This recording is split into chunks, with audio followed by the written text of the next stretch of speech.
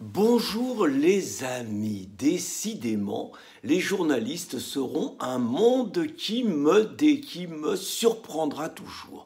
Quand ils ne demandent pas à leur patron de licencier un de leurs confrères, comme c'est le cas de Zemmour, ils ont un traitement pour le moins particulier d'un événement comme celui survenu ce dimanche, où nous avons donc appris que le chef de l'État islamique, un nommé Abu el-Baghdadi, avait été exécuté par les troupes américaines, ou du moins que, sur le point d'être capturé, il se serait fait sauter avec sa ceinture d'explosifs, ses femmes et ses enfants.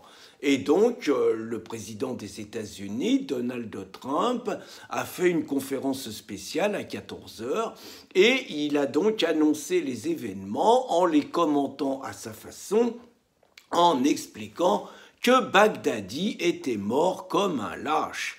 On aurait pu penser, si nous étions dans un pays normal, avec des journalistes normaux, que cet événement aurait plutôt réjoui la majorité de ces vaillants défenseurs de l'information. Eh bien, pas du tout.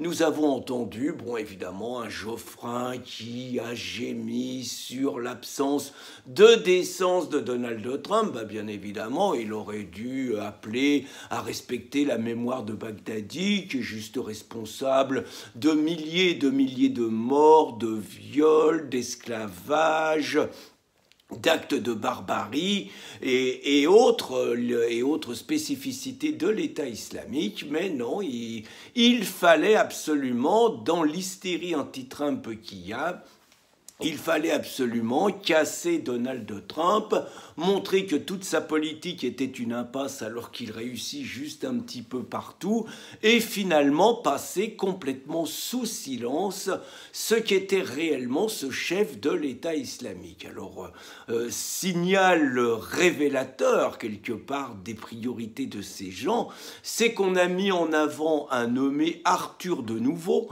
Donc Arthur de Nouveau est le président d'une association qui s'appelle Live for Paris. Ça on jette ses multiculs et tout, ça va avec Hidalgo.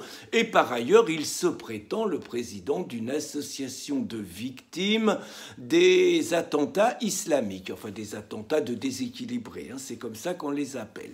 Et donc Arthur de Nouveau a fait une déclaration qui a été mise en avant en expliquant que les victimes du Bataclan n'étaient absolument pas habitées par un esprit de revanche et de vengeance. Pour un peu, Arthur, il nous aurait presque imposé 1 minute de silence à la mémoire de Baghdadi, de ses femmes et de ses enfants.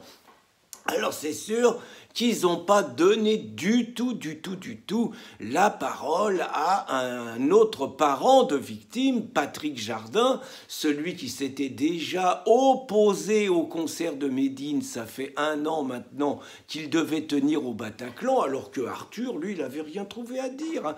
Donc Patrick Jardin, qui lui est complètement, ayant perdu sa fille Nathalie qui avait 31 ans, qui lui annonce très clairement que le restant de sa vie sera consacré à lutter contre les assassins de sa fille. Ça, c'est pas bien. On préfère des Arthur de Nouveau ou on préfère des Antoine Léris et son célèbre « Vous n'aurez pas ma haine ». Mais moi, je voudrais revenir sur l'affaire de Baghdadi sur un autre angle. C'est l'angle du policier Sébastien Jalamion, que j'ai l'honneur de connaître. Donc, au lendemain, en septembre 2014, au lendemain de la décapitation du guide français Hervé Gourdel, revendiqué par l'État islamique en Algérie, Sébastien Jalamion avait fait un tweet où il avait montré la photo de Baghdadi dans un viseur. C'était sur une page Facebook qu'il ne revendiquait pas de son nom, qui était anonyme, mais Sébastien Jalamion avait 3 défauts, on va dire. Le premier, c'est qu'il n'était pas socialiste. Le deuxième, c'est qu'il n'était pas franc-maçon. Le troisième, c'est qu'il était plutôt classé patriote, sans oublier un 4e défaut, c'est qu'il avait tendance à avoir confiance à ses collègues et qu'il avait confié à l'une d'entre elles ce tweet qu'il avait fait, cette page Facebook qu'il avait fait avec Baghdadi. Manque de chance pour lui, il se trouve que la collègue était de confession musulmane et évidemment, en bonne délatrice, elle a été balancée, Sébastien, à sa hiérarchie et le calvaire a commencé pour ce policier par ailleurs exemplaire qui a fait des années en bac dans le 93, un calvaire qu'il décrit dans ce livre que je vous recommande et pas seulement parce qu'il est édité par Riposte laïque, À mort le flic. Ça a été pour lui une descente aux enfers qui a commencé par des commissions de discipline, de révocation, qui s'est continuée devant les tribunaux, c'est-à-dire que pour avoir mis la tête de Bagdadi dans un viseur, on se retrouve en France viré de la police, mais on se retrouve aussi devant un tribunal avec des jours de peine de prison, des jours, on appelle ça maintenant des jours amende. Donc ça signifie que déjà le gars était privé de salaire, privé de revenus, mais que s'il ne payait pas son amende, il se retrouvait en prison et Sébastien avait été obligé pendant un temps, pour éviter ça, d'aller se réfugier en Suisse. Et oui, en France, d'anciens policiers radiés, pour ne pas se retrouver en prison, se retrouvent donc obligés à l'exil en Suisse.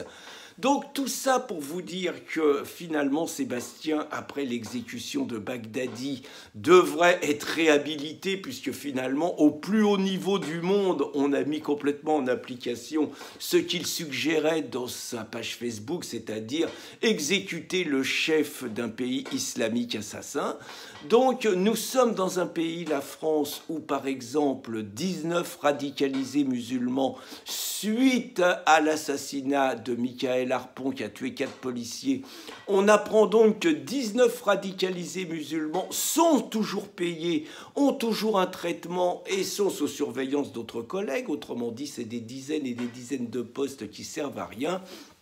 Pendant que le policier patriote Sébastien Jalamion, absolument pas radicalisé, même si ses camarades l'ont quand même fiché S, qui est quand même extraordinaire, a lui été évincé de la police. On est obligé de dire que cette France qui fut la France de Hollande, de Cazeneuve et de Manuel Valls, qui est aujourd'hui la France de Macron, de Castaner et de Belloubet, est réellement une France dirigée par des pourris. Bonne journée les amis.